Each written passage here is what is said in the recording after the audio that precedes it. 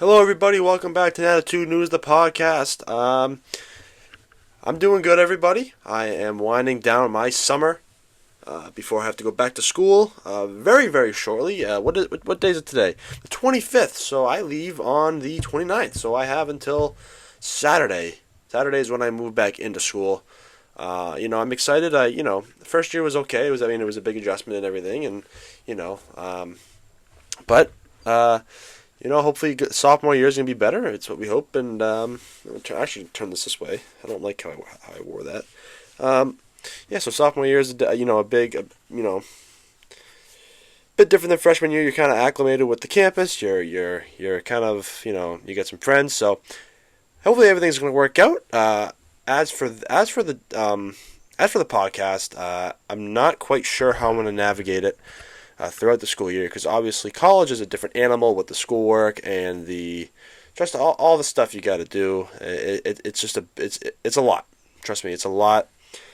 Last year it showed. Last year was pretty brutal as for the amount of work I had to do. But I got through it, and so I'll see about the podcast. Christmas break, I'll definitely be keeping up with the podcast, doing some in the winter.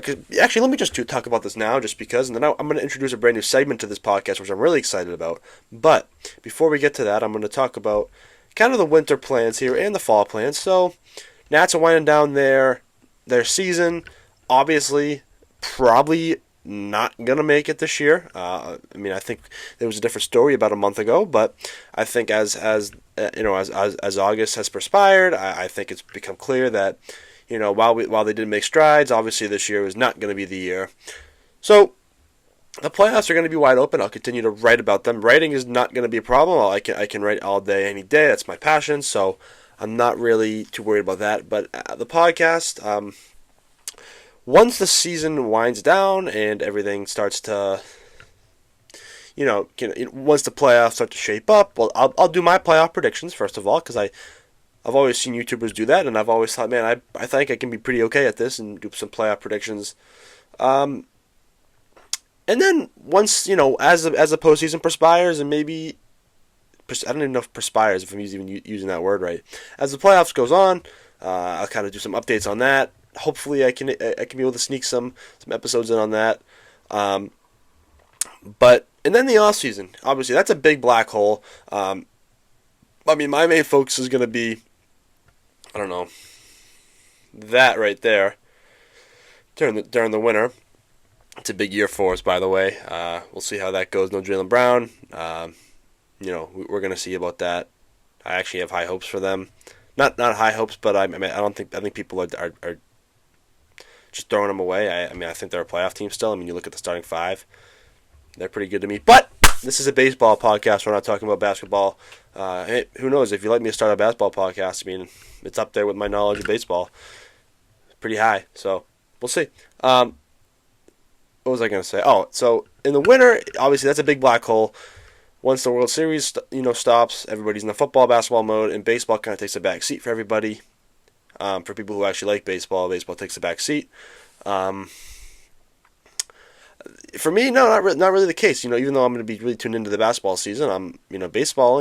I'll be keeping up with the off season. So the plan for this thing here is hopefully, like early on in the off season when nothing's really happening. If there's a big signing, I'll probably talk about it. But maybe do some fun rankings or all, because this is like a MLB history channel too. I like to learn about the history of the game, as we're going to see in my next segment. But I want to maybe Nats history, or talking about my personal top 5 favorite Nats players, or top 5 Nats teams. Obviously, you know what number 1 is right there. So we'll see where all that goes, and then as the offseason goes in, maybe once we're getting to like January, February, I'll start to kind of do, okay, what have the Nats done so far in the offseason, which I hope is a lot. And then, obviously, the big elephant in the room, what's going to be going on with the lockout. That will be probably the main part of it, my offseason talk, is what's going on for the new MLB CBA. Are we going to have a season? Are we going to have half a season? Are we going to have a full season? who knows? I mean, you never know. I mean, that is the hope at the end of the day. That baseball is there when we need it in March, to get us out of that February March slump of like just slogging around. Once opening day happens in March, then everything starts to lighten up again. Life's all greener. Life's all like happier. We will see. But my hope is that MLB is back by February, but the chances of that happening are pretty low as I've been reading about it. So if MLB is postponed, or obviously in the lockout, I will have to come up with some things to do, and I think I have a pretty good idea of things, but I'm not going to reveal those just yet because I want to see if MLB, if the season happens, and that's my hope. I think that's everybody else's hope as well. So that's kind of what this thing is going to be, obviously, because this is my last probably podcast till I go to school. So first of all, I mean, I will not be sitting in this room. Hopefully, I mean, obviously Christmas break I will. Thanksgiving break I might do one at one. We will see, but don't be afraid. Writing my writing stuff will be here. That's not going to go away. That's my passion. Like I said, I really like doing podcasting too. We will see. So that's kind of the overview of what I would think this channel is going to probably be. Like I said, I don't know how much I'm going to update it just because school does take a lot of my time up. So we will see. All right. So I want to introduce a brand new segment. So I got a lot of hobbies, right? I got a lot of interests. Baseball is probably number one in my life, in my history. Baseball is the number one thing that I love to watch, do. In fact, I'm in the middle. I just started this journey to kind of like help me get through college a little bit, not to get too bored. I found on YouTube, I found every single playoff game from 1990 to 99. So I'm currently watching Game 3 of the 1990 NLCS, Pirates and Reds. So I'm gonna go through every single playoff game. Obviously, before 1993, it was just the NLCS, ALCS, then World Series. Obviously, after 93, and then the strike happened. 95 opened back up they introduced the NLDS, and then the CS, and then the World Series, and then the wild card happened a couple years later. Well, actually, not a couple years later, a little while later. So, once 90, 91, 92, 93, those are going to be kind of quicker because they, it X's out a series that will be happening, in 95, 96, and then from so on. So I'm planning on doing the 90s, 2000s, 2010s, and then maybe 2020s, and then go back to the 80s and the 70s, and as much as I can. So that's baseball is up there, and then I have. Obviously, you can kind of see over there. Whoops, I get confused with this thing. Over there, I love collecting records, and then I'm going to go here. You can see right there. Whoa, Jesus Christ. Right there. Big record guy, big vinyl record guy, big music guy. I got the Kiss up here, or over here. Nope, right here. And then I like, you can't really see it, but I have I have a lot of movie posters here. I'm a big movie guy as well. One of my other big passions in life, I like to read a lot. I'm a big reader. I like fiction, but my big thing is obviously the baseball section. So my thing is I think there's not enough reading going on today. I've always been the guy that says why do people think reading is not fun? It's something to do if you're bored. Open up a book. I mean, it's a great thing. I don't know. I think reading's actually sadly become a lost art. A lot of people that I go to school. I mean, not that I go to a very nice school, but I know people who go to school and they're like, oh yeah, we don't, nobody, I listen to people sometimes and they don't know how to read. Like I'm hearing them read on, like someone calls them out, like the teacher calls them out. Hey, read this line to this line, and it's like, really, guys, you can't read that. Reading just helps with a lot of things. It gives you kind of a step up with. If you're going to write a paper, it gives you more vocabulary. It's just great, and it just opens your mind up. I don't know. So I kind of want to do this thing where I kind of introduce two books. I'm kind of on a baseball reading spree at the moment. I'm actually currently doing a basketball book, but I have two books here that I want to talk about. One I have not started, and then one I've started and finished a long time ago, and I'm going to reread very soon. So you may notice that I am wearing a San Diego Padres jersey. I have the the 1998 World Series patch right there, because obviously they were in the World Series in 1998. They got swept by the Yankees. And this is a Ken Caminiti jersey. Now, for those who know baseball and know, I wouldn't say this isn't even like a ball knower thing. I mean, he won the MVP in 1996, I believe. But for people who kind of don't know ball a little bit, Ken Caminiti was a big part of the steroid era of baseball. He absolutely did take steroids. That he does not hide from that. And he was a very, very, very good player. But unfortunately, Ken struggled with addictions. I'll just read the back of this book for you. This is called "Playing Through the Pain." Ken Caminiti and the Steroid Confession That Changed Baseball Forever. I'll read you the back of it. 20 years ago, I don't know when this was made. I don't know when this was made. So 20 years ago, this would have been, so 2022. So 2002 is probably the big thing. 20 years ago, Ken Caminiti, a gritty third baseman known for his diving stops, by the way. You should absolutely watch some defensive highlights of Ken Caminiti. He made one of the greatest plays I've ever seen in my life. Look up just Ken Caminiti diving play at third. I think it was in Miami, I believe that was. It was just unreal. He was known for diving stops, cannon arm, and switch hitting power. Admitted in a Sports Illustrated cover story that he had used steroids, including during his 1996 MVP season. It was a shocking confession, and so was his guess that half the players in baseball were using performance-enhancing drugs. Decades later, baseball's relationship to the steroid era is unsettled, with legendary players removed from the Hall of Fame and uncertainty remaining over who used what when. Based on nearly a decade of research and 400 interviews, including with Caminiti's steroid supplier, people who attended his rehab with him, and hundreds of his teammates and coaches who adored and respected him, Playing Through the Pain explores Caminiti's fascinating, troubled life, places it in context, and helps understand the time in which he played. This is an eye-opening, extraordinary look at a life in baseball and a defining and nearly forgotten player. This book is fantastic. I'm not actually, funny enough, I'm not huge into like singular biographies. I don't like this, and this same with movies too. I don't like biopics. I don't know, something about them. I don't really, I don't need to see, when you grow up or anything. Personally, that's just my thing.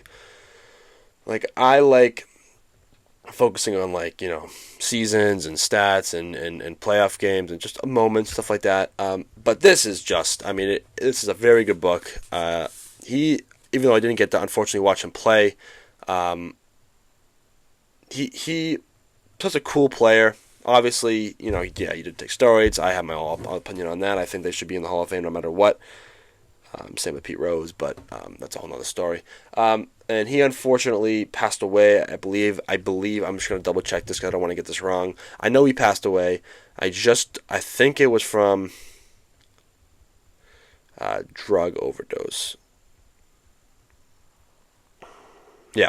Former Major League player Ken Caminiti died of a drug-induced cardiac arrest in 2004 at the age of 41. An autopsy revealed that he suffered an acute intoxication from lethal combination of cocaine and heroin, which is obviously not good. It's called speedball. Not good at all. It was just a troubled life, troubled career of a fantastic baseball player. Go check it out if you just want to go deep into the steroid era. This is by Dan Good. I recommend it a lot. And then one I haven't read, it's called, and this is a groundbreaking book in the baseball and just research lore anyways. Only the Ball Was White, a history of legendary black players in an all-black professional baseball team. So I just listened to the All the Smoke baseball podcast with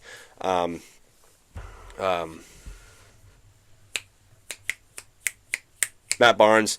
I know Steven Jackson does the basketball part of it with him, but Matt Barnes recently, which I just think is so cool, recently just did just kind of broke off. No, not broke off because he still does the basketball ones too, but he kind of made it his own thing called All the Smoke Baseball, because I think he was a baseball player back in the day, and he watched a lot of baseball back in the day before, obviously he was a pretty decent basketball player for the Kings and the Warriors, right? So he has all these guests on, a lot of them being African American baseball players, which I think is cool because obviously I'm blessed to watch C.J. Abrams and James Wood. all the time, and I think that's something that we are missing in this game is African American baseball players. Look at Barry Bonds. He's done with Eric Davis. Curtis Granderson was just recent. Cecil Fielder, all these guys. And he just did. He just did an interview with I'm forgetting his name, but he runs and he's the he runs the Negro League Museum in Kansas City, which I am dying to get to, by the way. And I've always had a fascination with the Negro Leagues in general, because those guys playing in it were just athletes, man, athletes, and they were robbed of a chance to play in the major leagues. And it's just unfortunate. And I haven't read this yet because I've been reading a couple other things, but this is next on my list. I think it was 1970 was the year it came out, or the year it came out. Yeah, 1970. It was by Robert Peterson. And by the way, the guy's name was Bob Kendrick. Great interview. Go listen to him. He has tons of cool stories, and the way he tells stories was just fantastic. But yeah, I think, and they always ask this question: why aren't there African American players in the MLB anymore? There still are, obviously, but there's definitely been a decline. Which I think, even when I was growing up a little bit, there was way more. And I think there's just in this recent time period, there hasn't been a lot. But like I said, I'm lucky enough to be able to watch James Wood and C.J. Abrams play. They're just fantastic athletes. I get to watch Dalen Lyle, Josiah Gray, who hopefully can come back. The Nats have a lot of great African-American players. And around the league, there are definitely a lot of really good ones, too. And I think the MLB is missing that, too. Just to go off on a tangent of the book real quick. Not on a tangent, but I'm just going off the rails pretty quick. I definitely think that baseball needs African American players more. They make the game flashy. They make it. They just make it, great. And I'm not saying that it's not great now, because it absolutely is, but it's actually rising right now. But yeah, I think the sport needs African American players absolutely 100%. That's just my thing. That's my thoughts. But yeah, I haven't read this yet. I'm excited to read it because I have it. I've always known that I've wanted to learn about the Negro Leagues. Because you hear about the stories. Obviously, we know about Jackie Robinson. We know about all these guys that eventually came over. But Satchel Paige came over way late in his career, and I kind of want to know more about what he did in the Negro Leagues. I know he was like the greatest baseball player ever. Josh Gibson, Josh Donaldson. Cool Papa Bell, Buck O'Neil, all these guys, man. I've been dying to know about this. So after I finish, I'm just reading the basketball book real quick, and then I get done with that. This is next on my list. So, and I've heard this is like groundbreaking and everything like that. So yeah, go check that out. All right, Nats time. It's been a rough stretch, to say the least, with the Nats. It has been an absolutely brutal stretch of games. It's been really tough to watch. Obviously, last night they played the opener against the Rockies. Start their homestand back up. Big win, but I kind of want to break down because I haven't been on here. I don't think. Excuse me. Long day. Excuse me. I don't know when the last time I've been on here. They swept the Reds at home. They lost a series to the Cubs at home, but Cade had a good start, one hit, and the finale. Then okay. So I believe this is when I came on here last. Then the road trip happened against the Mets. I think I did cover that. I think I was there. And then we went to freaking Texas, which was a disaster, except for one game where Cavalli again pitched fantastic. They got shut out in game one by Cal Quantrill. Jackson Kent had an okay game. Not really. Let's go to game one. Nope, that's not game one. Let's go to game one. Let's go to the game one stats for Jackson Kent. I don't remember on the top of my head what he pitched. 3 2/3 innings, 8 hits, 5 earned runs. Never mind. So, and then they get shut out. DeGrom has his game. DeGrom gets the win. Andrew Alvarez actually didn't pitch that bad. It was just a solo homer from Corey Seager in the third that really killed him. And then the Rangers got one in the 8th, and that was pretty much it. And then we have an issue here that we need to talk about. Why can't the Nats? Now this is just a question that I don't think I actually never thought I would ever talk about. Why can't the Nats beat the Miami Marlins? Why does that seem to be like an impossible task for them? This has been a thing the entire year. Let's kind of go back to every matchup that they've played together against each other. So we didn't play them in April. I remember in May they did because that was one of my last days in school, that whole series. I remember Foster Griffin had this was in Miami. Foster Griffin had the amazing game in the game opener. So that was the one win we've had against the Marlins, by the way. I'm just letting you know. That's the one win we've ever had against the Marlins this year. Then we lost that game. The next game after that, Mitchell Parker, right, back when he was still healthy. Then the finale was on the Sunday, like the day game. I remember I had a choice that day. I could either study for my history final or I could watch the 12:15 Peacock Sunday morning game. And I chose to watch this game instead of study. Turns out I actually didn't need to study because it was pretty easy, my final. But Nats lost that anyways. And then next, I believe it was at home. Got swept at home. That was before we went to Arizona and kind of rebirthed the season. Because we played Arizona, San Francisco. Obviously, we had the game against San Francisco, the finale.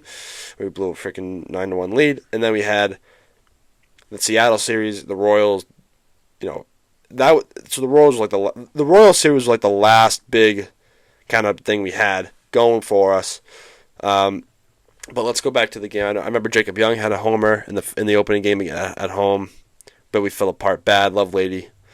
I remember that was a Heriberto Hernandez series, or the game, actually series in general, because he killed us. And then the next game, it was just brutal. Michaelis pitched, and then we lost in the day game 4-1. I remember that. So then we faced them again. Also, I believe. Yeah, no, and then the next time we faced them was in Miami, and let's talk about those games because that was recent. I haven't covered those yet.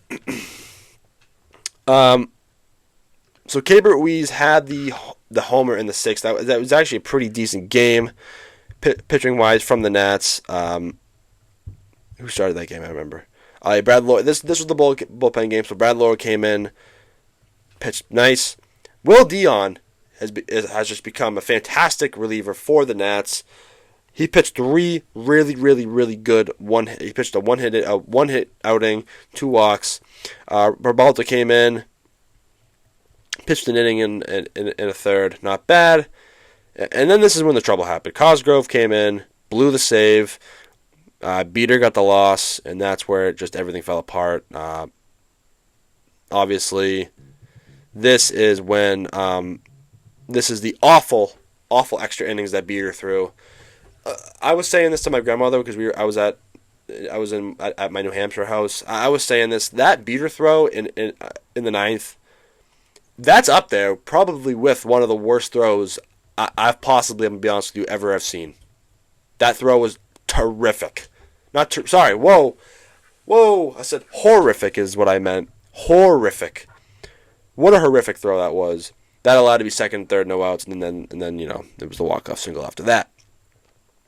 Okay, then the 4 o'clock game, I kind of watched it a little bit. Jackson Kent actually didn't do that. This was Jake Irvin. Sorry. Jake Irvin didn't actually, it was all right. Actually, never mind. I'm getting the Jackson Kent and Jake Irvin game mixed up. Jake Irvin went 6 innings, 6 hits, 4 earned runs, 2 walks. And then Tolman came in. Really cool story about this guy. And he actually just pitched last night. Really cool story. He's had 2 Tommy John surgery, and I don't want to get this wrong, but I think he also blew out his knee, and he has a brace on his leg. I think I heard this from Nats Chat, the podcast, where he can't, it's like one of his feet are numb. I think it's like his leading foot when he pitches. It's numb. Like he can't feel it because he blew out his knee. It's crazy stuff, and he's able to pitch in the major league, so what an amazing story. But yeah, the bullpen didn't allow any runs. Tolman and Jake Bird came in, but that didn't matter. Nats just couldn't figure it out. Yuri Perez had a game. He always seems to have a game against us. And then the finale. I mean, are we kidding right now? Like,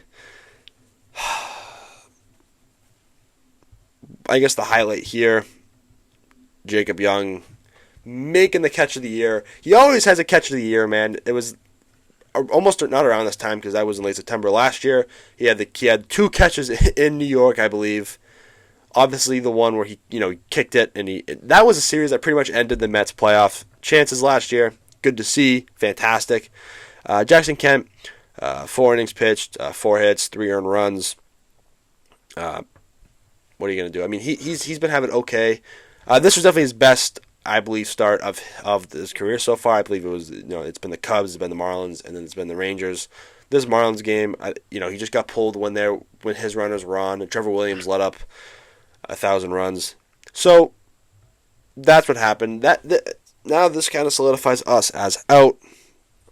All we can hope for now is that we just play better baseball and, we get back to 500. You never know what could happen.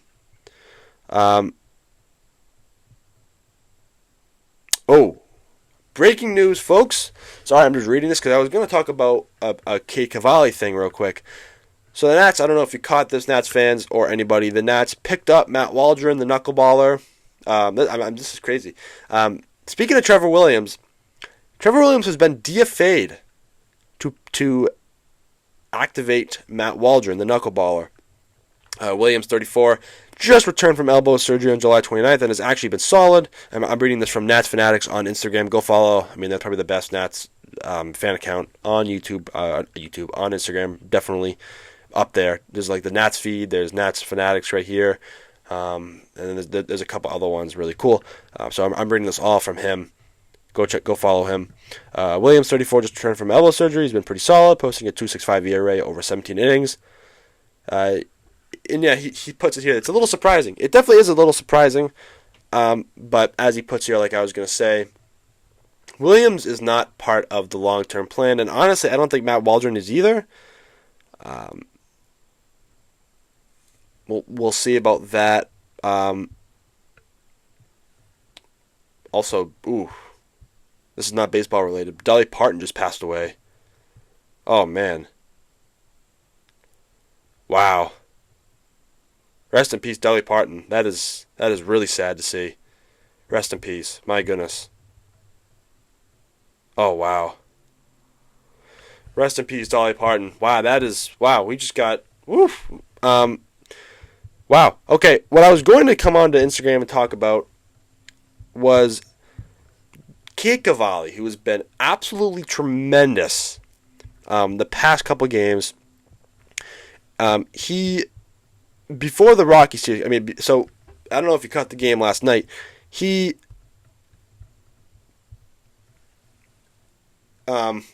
Nats were getting no hit by the Rockies going into the 4th. And I'm kind of sitting there going, oh my goodness, man, we might never get another win. Obviously, getting rid of Curtis Mead, Luis Garcia, that hurt us with the offense. And then C.J. Abrams being out for a little bit, he came back today. And then obviously James Wood being out. It's just, man, it's been just a pit in the offense. It's just not a good showing the past couple weeks. But Kate Cavalli has been the anchor for this team over the past couple. Every game that he has started recently, we've won, including last night. This is coming from the Nats feed. Again, go check them out. Another great fan account on Instagram. Kate Cavalli has now allowed 3 earned runs or fewer in 26 of his 28 starts, the most in Major League Baseball. He is number 1. Kim Schlittler and Jacob Mizorowski, the Miz. They're behind him, folks. Kate Cavalli has been having a fantastic second half. He had a really good first half, but his second half has just been fantastic. Again, such a great thing after losing Foster Griffin, who, even though Kate Cavalli, probably one of our better pitchers, with Foster Griffin, he was more of, okay, he's pitching, we have a really good chance of winning. Really good chance. We didn't really have that with anybody else. Obviously, Michaelis, Littell, those dudes, honestly throwing an automatic white towel. We lost. Jake Irvin, it's always, you never really know with Jake Irvin. And then Kenny Cavalli was pretty, okay, we have a good chance. Now, it's great to have somebody who you know is going to anchor your bullpen. He's our opening day starter. He's our leader in the, did I just say bullpen? Rotation. He's our opening day starter. He's the guy that we trust. And he had something to say to his teammates before they get. Actually, I believe this was in the dugouts. In the dugout when we were actually getting no hit. Let's get some energy. We're going to pop off here. Is what he said. I believe if you go read Mark Zuckerman's thing on Nats Journal on Substack, shout out my Substack as well. It's going to be in the link in bio of this video. He had a huge pump-up message to the team, who has obviously been slacking as of late. It's really, really good to see that. We haven't really had like a vocal leader. C.J. Abrams and James Wood are leaders. Problem is, they're just not vocal about it. They're very quiet guys. I don't know if you've ever seen James Wood in an interview. It's a pretty hard watch. He doesn't really talk. Same with CJ. He talks a little more. But it's always good to have the one fiery guy in the clubhouse. Like talk about like Kevin Millar in the 04 Sox. Like a Scherzer or like a Jason Worth. Or even like a Mark DeRosa on the 2012 Nats. Like all the vocal guys like all the veteran guys, even though Kike Cavalli's not a veteran, we don't have a veteran like a big veteran presence in this team that could be a leader. It's good to see Kike Cavalli taking a step forward, being a leader, hyping up a team that has been underperforming heavily as of late. It's just really good to see. And he backed it up in his performance against the Rockies. 6 innings, 5 hits, 2 earned runs, which were an Ezequiel Tovar homer and who else was it? I mean, not that it matters. Willie Castro. 2 solo homers. Those are his 2 earned runs. I know Beater had some trouble in the 8th, obviously. It is what it is. Obviously, for the Nats, some other scoring happened. What got the Nats on the board and what actually gave them a couple hits, I believe we were first and second. I believe no outs. Let me just look at the thing here. First and second, no outs. Nasim Nunez bunted to the left side, just trying to move them over. Kind of the same play that happened to Clayton Beater against the Marlins in the first game. A horrid throw. Should have been picked, though. The Nats scored 2 off that because the ball ricocheted away into the outfield, so Nasim ended up at third. Tied 2-2. Hence, CJ doubled on the line to get in Nunez, Abby Ortiz, little ground out, fielder's choice kind of thing there. 4-2 Nats. Then Dylan Cruz walked with the bases loaded to drive another run, 6-2. Dylan Lyle singled. We'll talk about him in a second. Vivas has awakened finally. Little too late though, my boy. Vivas singled on a fly ball, up the middle, 10-2 Nats. And then what really brought everything home and what put the position player in for the Rockies was a Dylan Lyle absolute nuke to right. 13-3 Nats win. Like I said, Beater had some trouble in the 8th. Not worried about that. This is a series that should get us back on track, to be honest with you. Because guess who we're playing over the weekend, folks? Guess who's coming to town? The Miami Marlins. We better lock in for that. This needs to be a get back on track series for the Nats against the Rockies. This is huge for us. Play Miami, and then we'll just talk about the finishing out of the schedule because I don't know how much I'm going to talk about this. Atlanta for 2 games after Miami. The Dodgers in L.A. And then you go to San Diego, bang those 2 West Coast trips out. Then you come home, play the Angels. Philadelphia for 2, St. Louis for 3, Detroit for 3. Then you come home and play the Mets for your finale. Should be a very uneventful final series there. So, who knows? The Nats are, obviously probably not going to be playing contending baseball in September. If they do, hoorah. Who knows if they get on an absolute heater. They have to play the best baseball of their lives to be able to do that. Do I doubt them? I never want to doubt the team because, I'm a fan of them, even though it doesn't look like it from what I'm wearing. We will see. So that is the podcast today. I hope you enjoyed the little segment. I have about 1,000 books over here that I'm planning to do other reviews on. Actually, let me get one right now. Hold on one second.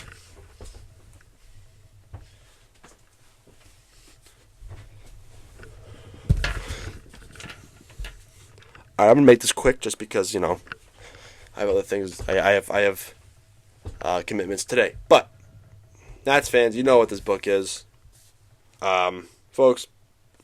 This is called Buzzsaw: The Impossible Story of How the Washington Nationals Won the World Series. I hate to be the biased guy. Might be my favorite book of all time. Has to be. I mean, look at some of the pictures in here. I could talk about these guys all day.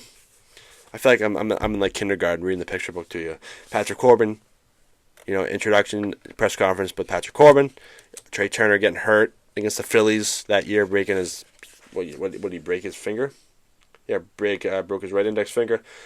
That was when kind of the whole pre-May 24th crap show started. A couple pictures of Davey in there when he played for the Expos. What the hell? Then Davey right here. Whoop. Yeah, right there. Nope, that's Strider Power. Right there is Davey. Max, my favorite game ever, my favorite player ever. Broken nose. This man changed the course of the Nationals history right here. What else we got? Rendon, back in the day. Then Players Weekend in Chicago. Right there was Rendon. This was a great game right here. This was obviously the comeback against the Mets. I wrote an article about this game right here, the clinching game against the Phillies, where Trey Turner hit a grand slam. Obviously the Soto single in the wild card. What is this? Yeah, this is him. This is Soto and his dad. Really cool picture. Straz, franchise icon right here. No words about him. NLDS right here. Obviously, the grand salami against the Dodgers. Anibal pitching the almost no-hitter. I have a picture of Zim diving in that game to keep the no-hitter alive. He will ultimately lose it, I believe, in the 8th. We're not going to talk about him right now. I don't want to talk about this man right now. He doesn't deserve to be talked about, Mark Lerner. Sorry, brother. Give the team some money, my man. Zimmy, the NLCS. Obviously, this is opening night at brand new Nationals Park. When you hit the walk-off, Doolittle with the lightsaber after going to the World Series. Soto doing a shuffle. I hope I could talk about this team all day. And this is the World Series at Nats Park. We don't want to talk about that. Soto's dropping the bat. Really cool moment right there. Go watch the John Boy video on that whole scenario. It was really funny. And this led to that. The interference call. It's a bull crap call that I still get mad to this day, which led to him getting ejected. Greatest moment in Nationals history right here, folks. Off the foul pole, Game 7, doing the celebration. How do you close it? I just wrote a thing about Doolittle and Hudson, the duo who saved the Nationals. Go look at that. There's the trophy, the parade, and Mike Rizzo, who is now not with the Nats anymore. Go check it out, Nats fans. You've probably heard of it. This is a great book for Nats fans or anybody who wants to read about, the season that literally is my life. This is literally my life. This book right here, this is literally my life, folks. This team right here. Quote from Steven Strasburg: "You have a great year, and you can run into a buzzsaw. Maybe this year we're the buzzsaw." You're damn right you are. Damn right you are, Steven. All right. That is going to be it for this episode. Clocking at 38 minutes. I'm really happy that I was able to talk that much. I usually don't have usually have a tough time getting to 20, but I'm really happy about that. 40 minutes is what we're looking at. Wow, that's really nice. All right, everybody. Thank you for watching. Like I said at the beginning of the video, I don't know when I'm going to be able to upload during my school time. I'll let you guys know. We'll see. Well, we'll see how it goes. Everybody, thank you for watching. Go Nats as always.